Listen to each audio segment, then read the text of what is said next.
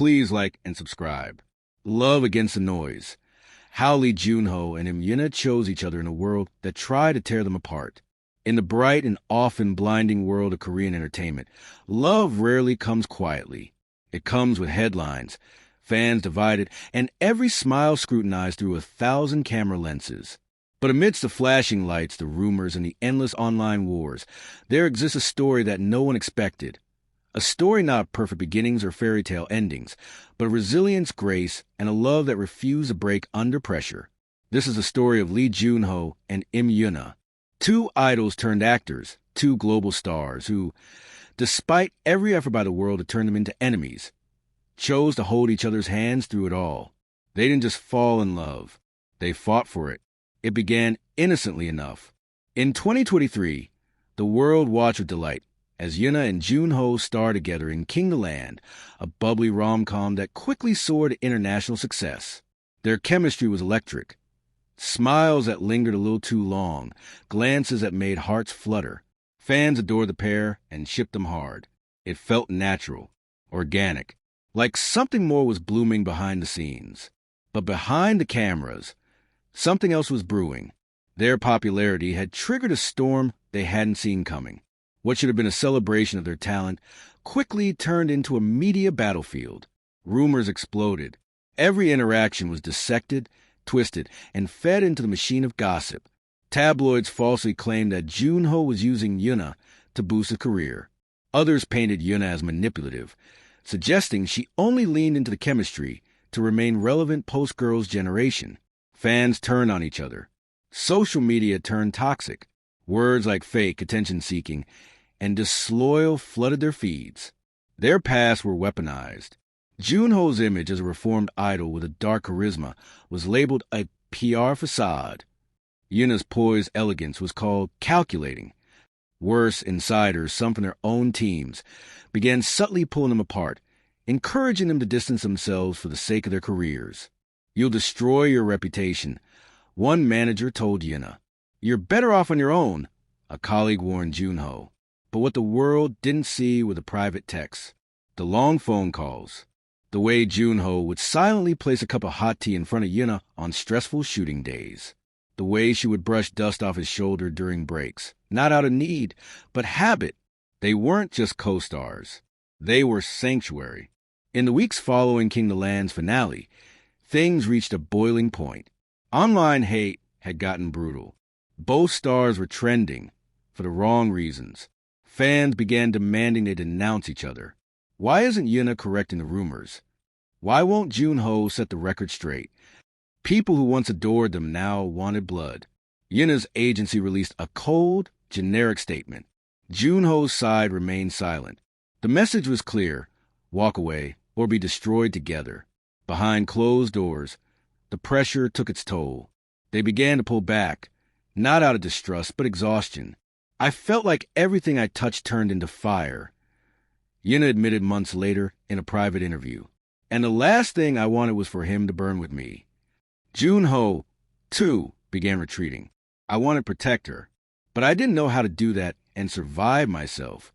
They were poisoned by the world's bitterness. And for a moment, it looked like the noise had won. The night that changed everything came unexpectedly. It was a quiet evening in Seoul. The two had agreed to meet one last time before deciding whether to go public or disappear from each other's lives.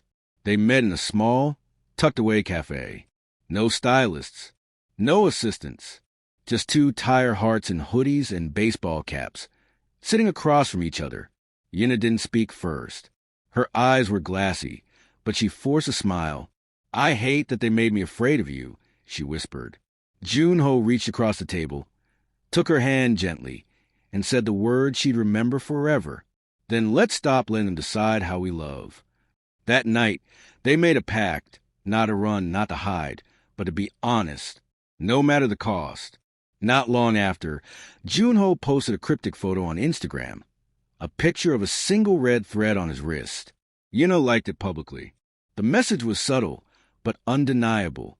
They weren't going anywhere. What followed was nothing short of remarkable. They didn't do grand gestures. No PR dating announcements. No "we're together" interviews. Instead, they simply showed up for each other.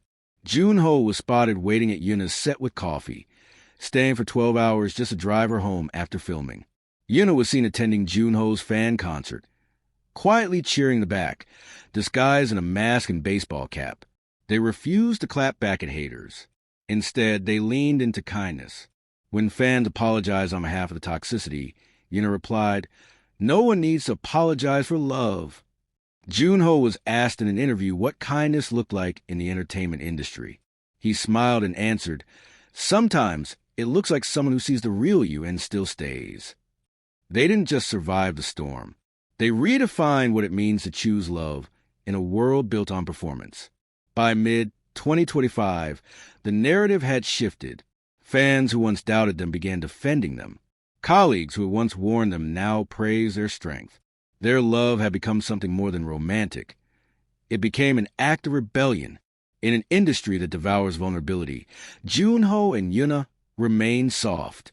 In a culture that often values image over sincerity, they remained real.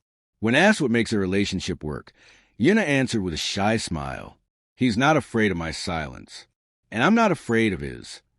JUN-HO added, "We don't complete each other, we compassion each other." Epilogue, a love that chose grace over noise. There was never a big wedding, no viral proposal, no glossy magazine cover declaring their couple status. What Lee JUN-HO and YOONA gave us was something softer, but infinitely more powerful. They gave us a love that didn't scream to be seen, but still changed how we see love. A love that didn't run from rumors but stood still in truth, wasn't perfect but profoundly kind, survived hate not by fighting but by choosing grace. In the end, theirs isn't just a love story. It's a testament to emotional courage, to not letting bitterness take root, to choosing love again and again, even when the world begs you not to. Because sometimes the loudest love is the one that whispers, "You and me, no matter what." In the years to come, people would look back at Lee JUN-HO and YOONA's story not for its drama, but for its restraint, integrity, and the quiet courage of two people choosing each other in the darkest of circumstances. But before the healing came the wounds, and before the warmth came the frost. Long before they dared to love each other, they fought to not hate each other. There's a particular pain that comes not from loud insults, but from constant, calculated suggestions. You could do better without her. He's not worth the trouble. Fans are turning. You might lose your career. These weren't direct attacks. They were whispers, slippery and strategic. They came from stylists, senior colleagues, even well-meaning family members. They came dressed as advice, but at their core, they were toxic seeds. And the worst part? Sometimes, those seeds began to take root. YOONA started second-guessing herself every time she smiled too brightly in interviews with JUN-HO. JUN-HO, once proudly expressive, started avoiding eye contact with her at press events, afraid that one look could spark headlines. "I was afraid of being used as a weapon against him," YOONA would later admit in a personal diary entry that was never published, but was shared privately with a friend. "Afraid that my presence in his life might harm him more than help him." JUN-HO, in one of his journaling sessions, wrote, "I want to protect her, but lately I don't even know if I'm a danger." That's what emotional poisoning looks like. It doesn't shout. It slowly erodes. And the saddest part? They began to believe it. They tried pulling away. They stopped messaging as often. YOONA skipped JUN-HO's movie premiere, officially due to scheduling conflicts. JUN-HO declined an ad campaign where they were both cast. Quietly, without explanation. But they felt the absence like a wound. It wasn't relief.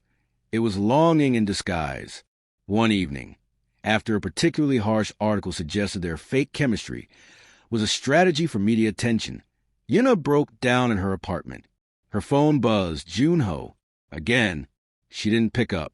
But minutes later, her doorbell rang. Standing outside in a hoodie, holding 2 cups of ramen, was JUN-HO.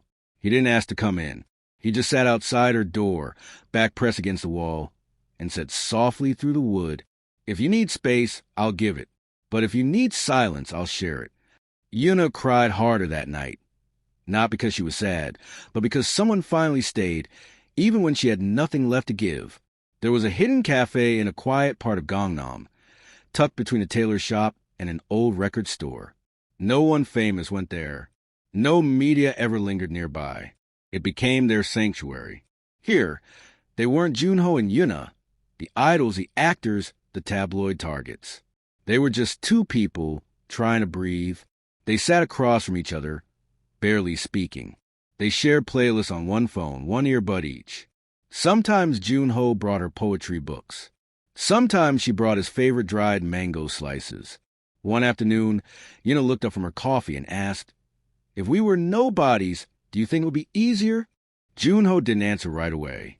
Then he smiled gently and said, "I don't want easy. I want true, and I want you." Not all moments were poetic. Some were raw, almost irreversible. During a major award ceremony, JUN-HO won Best Actor. Cameras caught him smiling politely. But those who knew him saw the weariness behind his eyes. YOONA had been nominated in a different category, but wasn't in attendance. Backstage, JUN-HO found himself alone for the first time that night. He sent a message. "It's getting too loud. I don't know how much longer I can protect this." YOONA didn't reply immediately. He waited, outside the venue, far from the flashing lights. He stood in the cold, debating whether to disappear from her life for good. Then she appeared. No entourage, no makeup, just YOONA, wearing a hoodie over her dress, tears on her cheeks. "I don't want to be protected anymore," she whispered. "I want to stand beside you, not behind you." JUN-HO didn't say a word. He just pulled her close. After that night, they made a decision not to announce anything, not to fight rumors, but to live honestly. They attended a film festival, not as a couple, but as individuals who smiled without fear when they crossed paths. They appeared on the same talk show, cracking inside jokes that only longtime fans recognize. They posted vague but hopeful messages on social media, images of sunrises, lyrics about trust, photos of intertwined hands but never faces. And slowly, the poison began to dilute. Haters lost interest. Fans began to soften. And more importantly, the two of them began to heal. They never had a dramatic love confession. No grand proposal. No red roses under the Eiffel Tower. Their "I love you" happened on an ordinary Tuesday night, at the cafe in Gangnam. It was raining. YOONA had been quiet all evening. JUN-HO didn't push. He just refilled her tea and waited. Then she whispered, "I think I love you." He smiled, not because he was surprised, but because he had loved her quietly, stubbornly, even when the world tried to make him hate her. "I know," he said softly. "I've been loving you longer than I've let myself admit." Lee JUN-HO and YOONA didn't fall into love. They climbed toward it against gravity, against noise, against the odds. They were told to walk away. They chose to lean in. They were expected to turn on each other. They chose to turn toward each other. In doing so, they reminded everyone watching that love doesn't always look like fairy tales. Sometimes it looks like fighting the narrative, choosing tenderness over retaliation, and showing up for each other when it's hardest. Because real love doesn't happen when everything is perfect. It happens when you choose a person anyway, even when it would be easier not to.